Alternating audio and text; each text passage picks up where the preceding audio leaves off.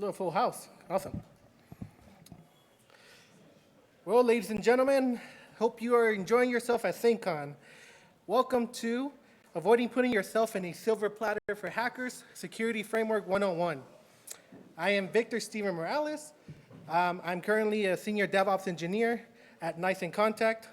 I've been in the industry for about 10-ish years. Wait, DevOps engineer? I think I'm in the wrong talk. He's not even on the security team.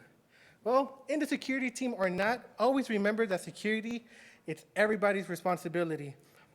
We should always at least strive to do our due diligence. And the thing is, whether we're in the security team or not, the business is still vulnerable, it is still open to attackers, and the more eyes that we have on it, the better our security posture will be on it. But then again, for everyone who's not on the security team, who else really knows more intimately those systems, those environments, those networks than us? Again, we're in there day and out. We understand all the little things that we're tweaking. We understand all the stuff that we ourselves consider normal behavior for our systems. And again, it is a lot. It is a lot on top of our daily operations to add more stuff. And I understand, now on top of, running the day-to-day operations, you're gonna add security on me? Oh man, that's a lot on the bucket.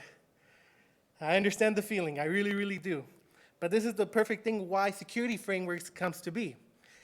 They're honestly done by wonderful engineers, wonderful people in the security profession, trying to give us a little taste of, well, not a little taste, but more of like different aspects of what we can look for in our systems.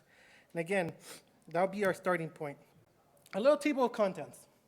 Again, we're going to start off with what are security frameworks, helping us raise the bar a little. The types of frameworks that are available, understanding our needs. Again, we all have different needs from, someone working networking all the way to doing applications. And then we're going to start looking a little bit of how we can start implementing these things into our environments. And remembering, it's not the silver bullet. And throughout the presentation, I'll start giving a little bit of gotchas here and there. So the first word, what are security frameworks? The main thing that security frameworks helps us try to defend is, again, the scary hackers. There's a big difference between, China, Russia, hopefully I don't get debunked for that, but, the nation states trying to attack our organization, then little Billy down the street with little Timmy trying to download some scripts and try to point them into our network. There's a huge difference. And that's the thing, like when security frameworks are implemented and are started, it literally gives us a baseline to try to avoid, keep giving us a foundation to avoid like little Timmy to just download a program and, pwn us and try to extract all the information. Again, it's trying to make their life a little bit harder, to actually try to know what they're doing before trying to execute some scripts and make it a little bit easier for us to manage these systems. And again, there's different levels to hacking. There's different levels to hackers. And the more that we pay attention to these small little things will help us definitely raise the bar. So, a little bit, what are they? They're a combination of policies, procedures that help us define certain aspects of our environment to help us, to document this theoretical aspect to it. These frameworks at time are designed to be hit specific domains within our environments.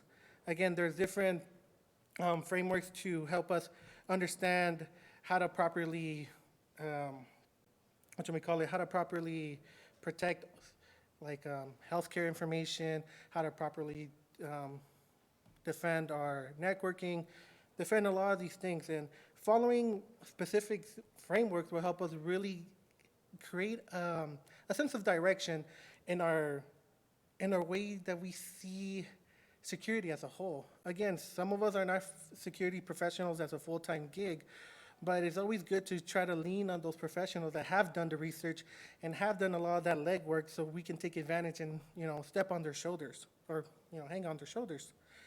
Again, this also helps us become aware of stuff that maybe we don't really play with on a day-to-day basis.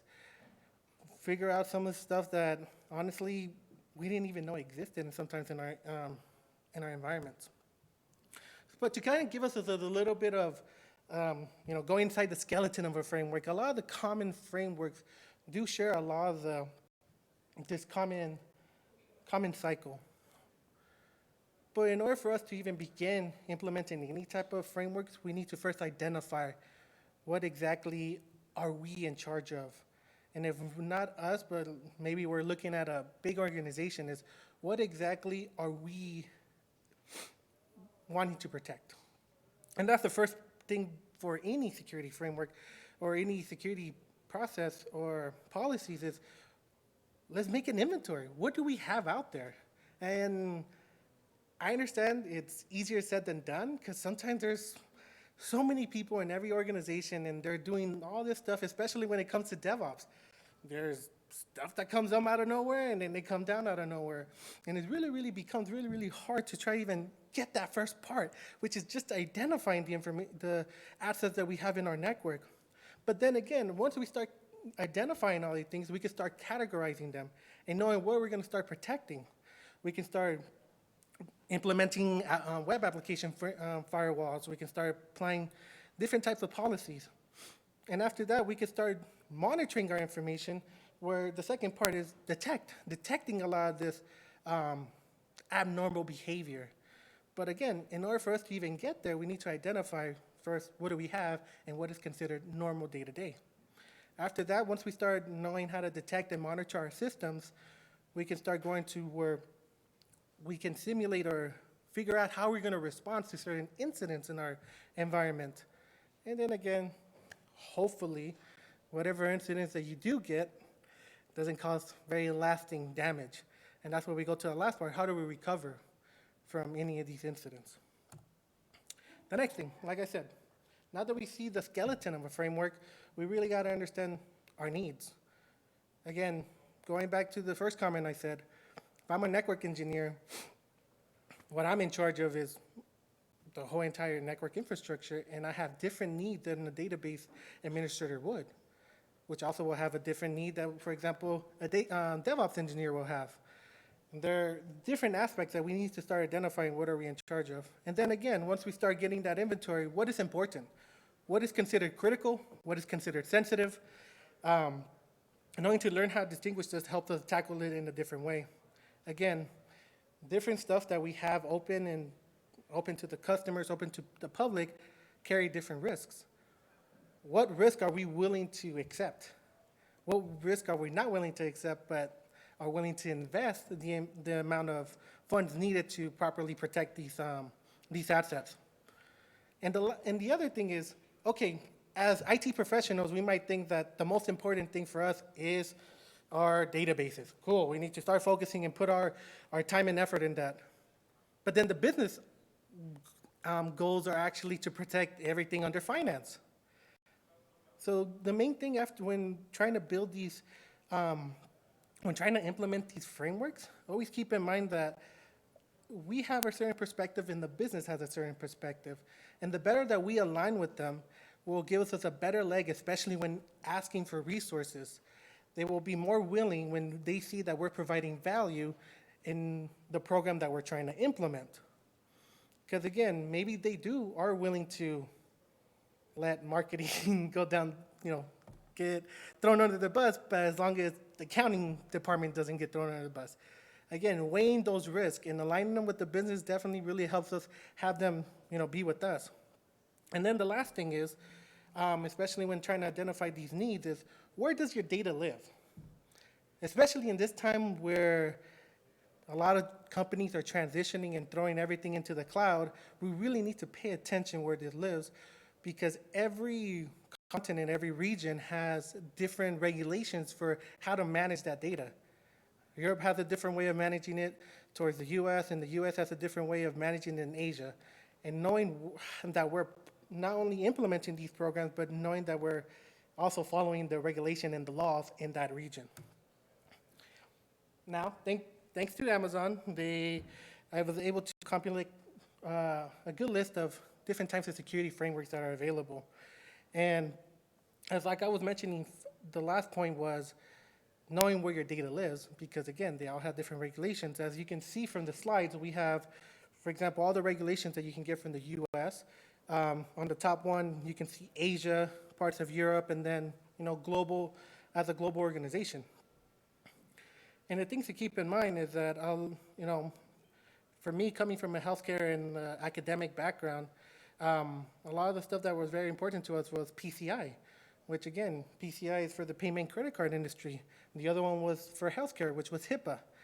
And when we actually have a good grasp of what needs that we really have, we can start going through all these frameworks and understand that some of them are going to be better for others to literally tackle our stuff.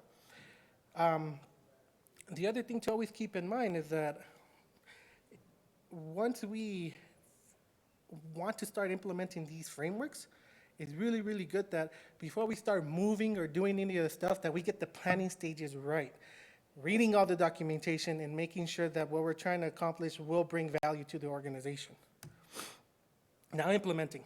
Always remember that when we're doing these frameworks are not a one-size-fits-all.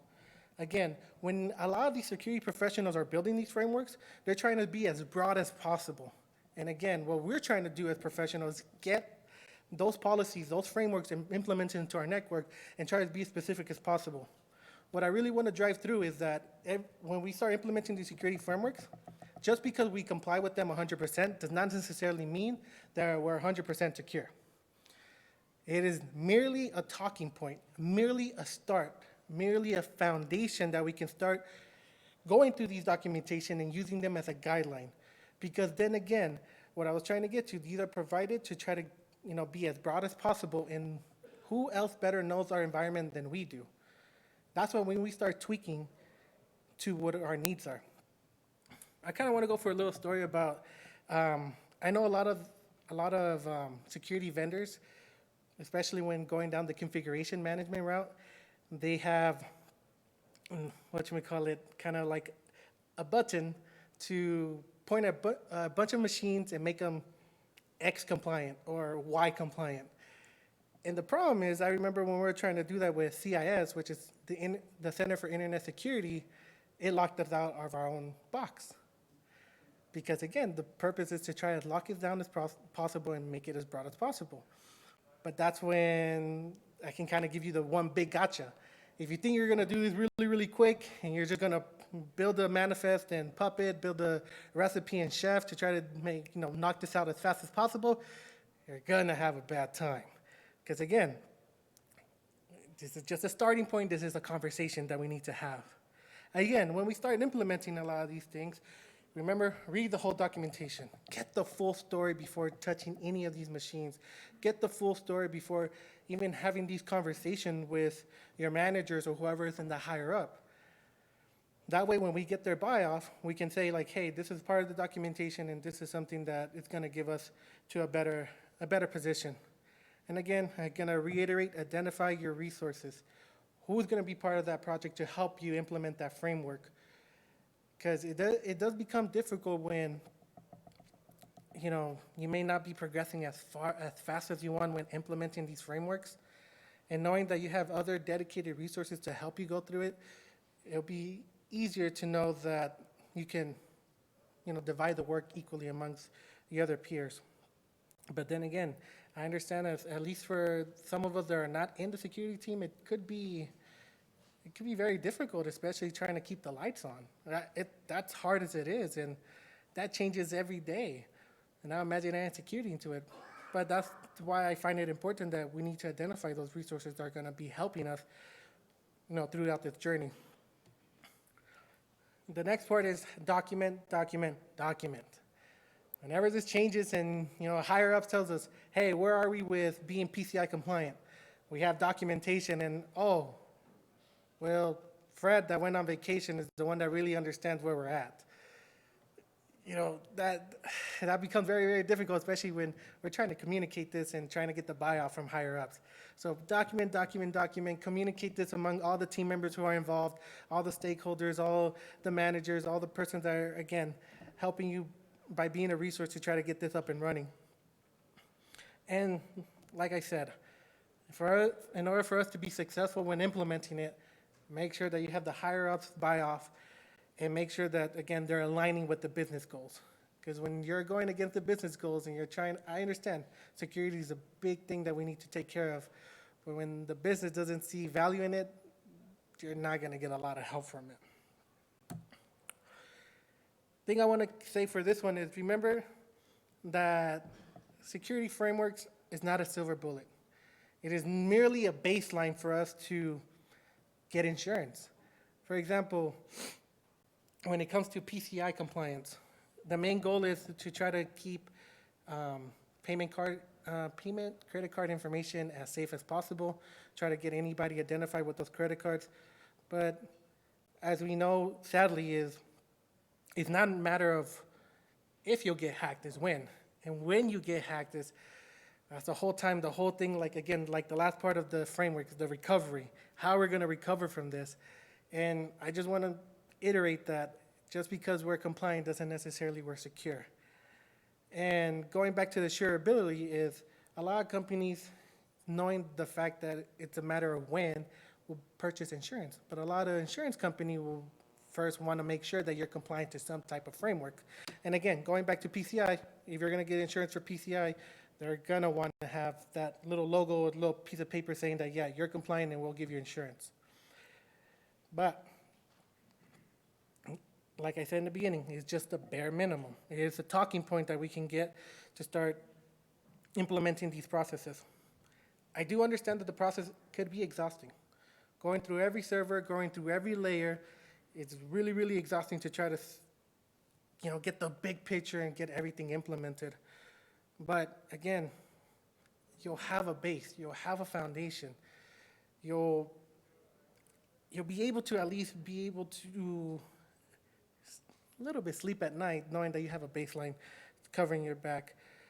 And I do want to quote this video I saw from Hack 5 where they were kind of explaining a little bit about us being compliant and not really trying to build a false sense of security. And I really, really love this quote because it says, it's like getting your driver's license. You can do the bare minimum to get your driver's license and then you're allowed on the road. That doesn't mean that you're not going to drive a truck through a herd of nuns. It just means you're allowed to drive. And when you're doing these frameworks, it's literally that. It's not that necessarily that you're 100% secure. It's just you're now insurable. Now you can buy insurance. But again, they do have advantages. And the advantages of a lot of these frameworks is you actually have you enhance the security that you have a better grip of what's in your environment. But the disadvantage is that you do have, it is very time consuming and it's very resource intensive. But the payoff is that everything is documented. The payoff is that you do have ways to actually show that, hey, in case of a breach, we did our due diligence. And the last thing I would like to say to you guys is remember, Rome was not built in a day. It's going to take a little bit of time. It's going to be, not a little bit of time, but it's going to take, little sessions after sessions of trying to get this up and running. But the better posture that you have in a security sense, the better your business will be. Because if your business is struggling, you're going to be struggling. And if they go out of business because of a hack, we're out of a job. So always remember that security is everybody's concern, everybody's responsibility. And whatever the biggest risk that we have in our organization, at least as IT professionals, software professionals, let's try to mitigate the risk as much as possible. And thank you for coming. Sweet.